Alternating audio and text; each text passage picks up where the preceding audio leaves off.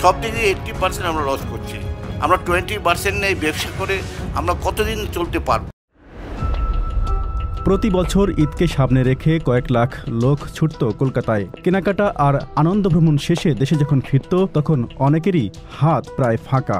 সব টাকাই খুঁয়ে এসেছেন ভারতে, যদিও এ নিয়ে আফসোস নয় বরং উচ্ছ্বাস ঝরত তাদের চোখে মুখে।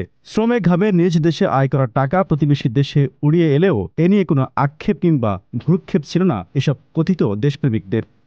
তবে এবারের পরিস্থিতি সম্পূর্ণ উল্টো।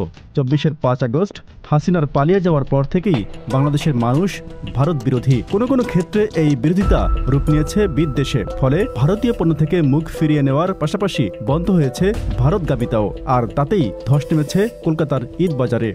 স্থানীয়রা বলছেন, প্রতি বছর ১০ থেকে ১২ লাখ বাংলাদেশিকে ঘিরে কলকাতায় গড়ে উঠেছে বিশাল বাজার।